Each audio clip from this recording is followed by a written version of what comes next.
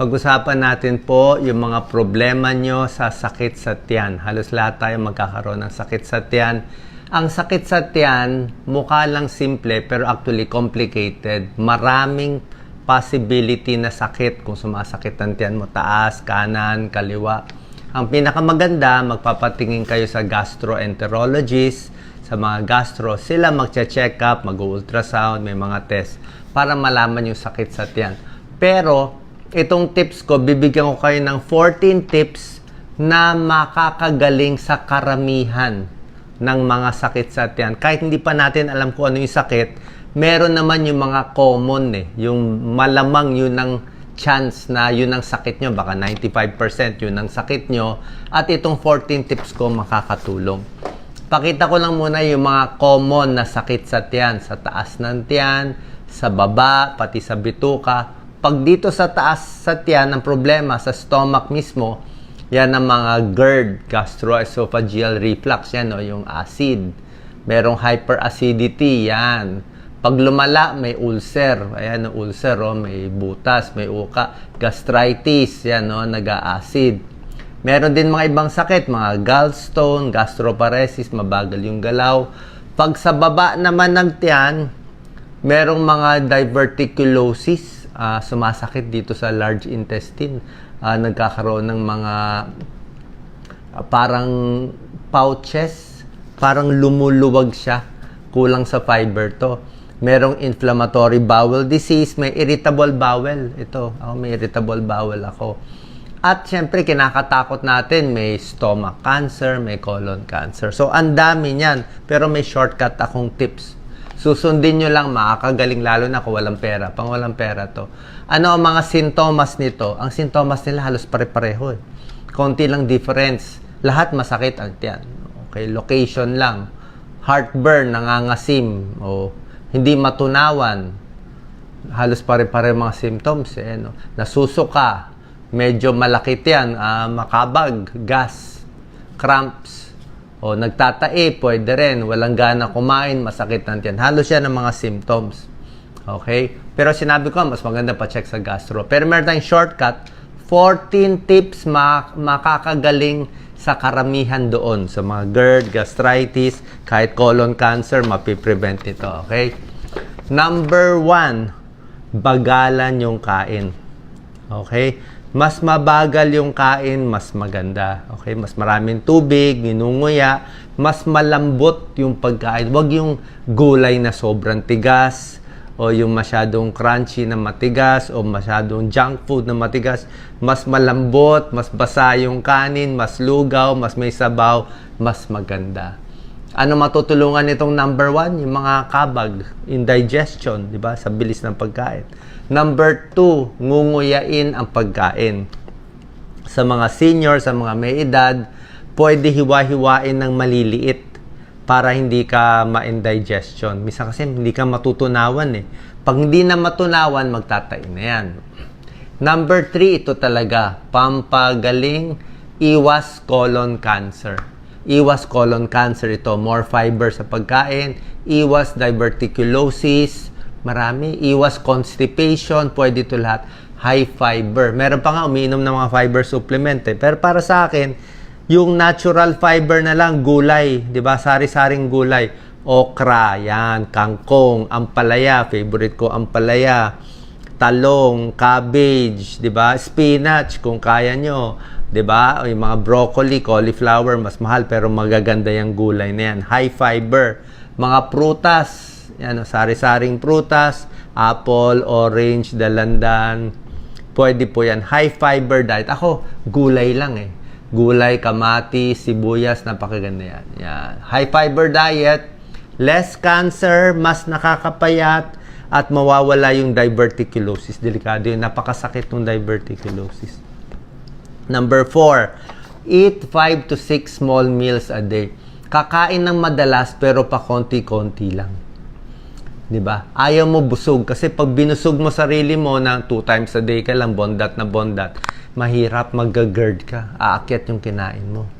Okay? Kaya dapat mas konti-konti, mas suwabe sa tiyan. Gusto ko nga mas mainit na pagkain Number 5, upo lang. Pag kumakain, relax. Pag nag-meeting kayo, kumakain, sasakit ng tiyan mo. Common yan gastritis, hindi matunawan.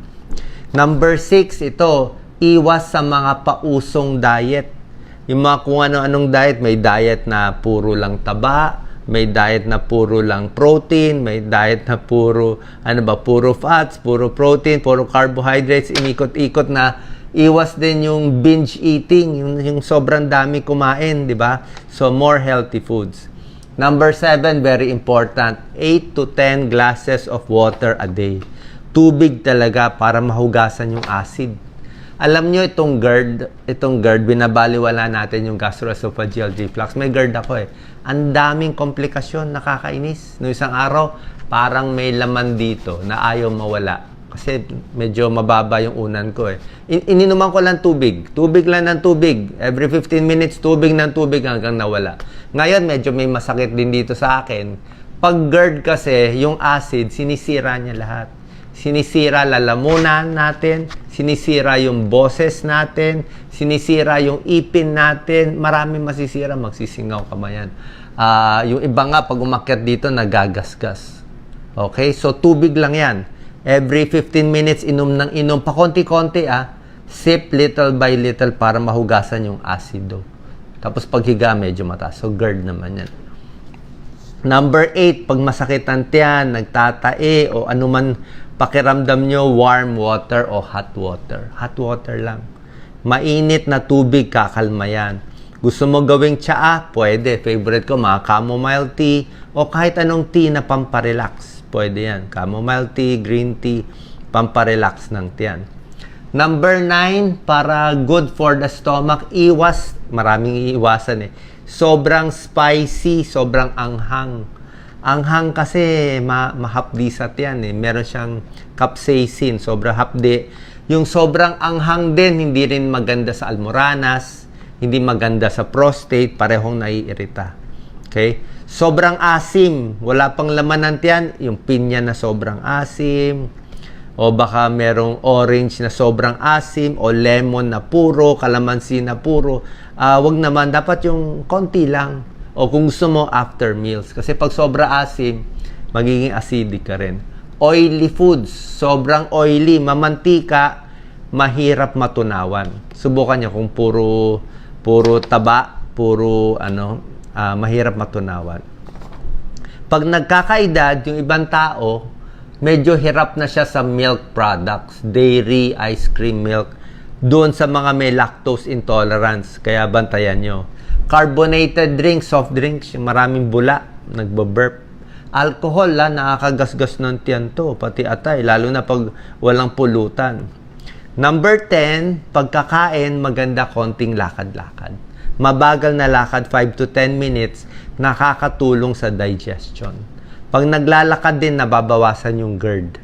Kasi pag gumagalaw ka, tinutulungan mo yung bituka, yung pagkain mula sa stomach, small intestine, large intestine, mas gumagalaw, gagalaw yan, mauutot ka pa niyan. So at least, tinulungan mo yung digestion mo. Lalo na sa mga senior citizen, mabagal na ang galaw ng tiyan. Kaya upright, mga 10 to 15 minutes. Huwag hihiga agad pagkatapos kumain. Number 11, yung regular exercise, hindi ito pagkatapos kumain, yung regular exercise, walking, kung ano man exercise ninyo, maganda yan. Circulation sa cardiovascular, sa utak, pero pati rin sa, sa constipation, maganda. Mas nag-exercise, kita mo, minsan mag-jogging ka.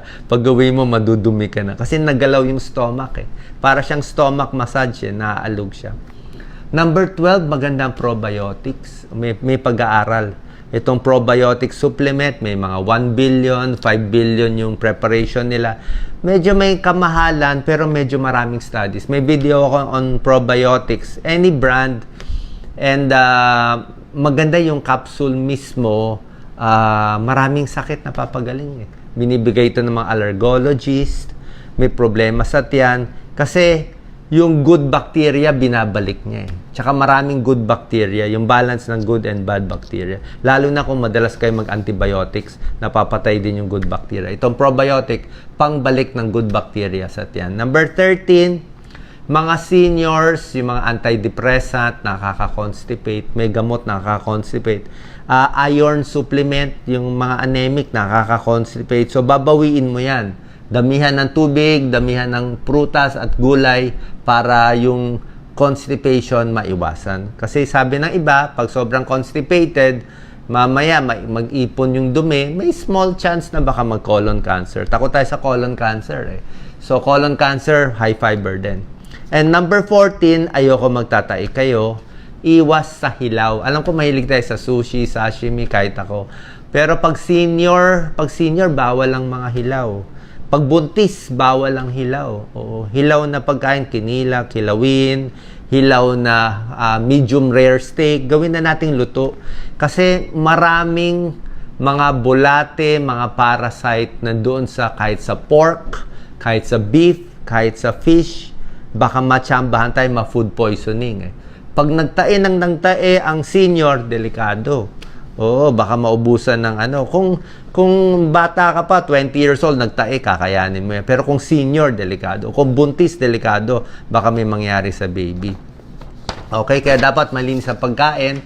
At kami ni Doc Lisa, lagi ako may handang first aid sa sakit sa tiyan. Kasi anytime, pwede tayo magsakit sa tiyan eh. So, lagi kami may dalang, generic po to, oral rehydration salts.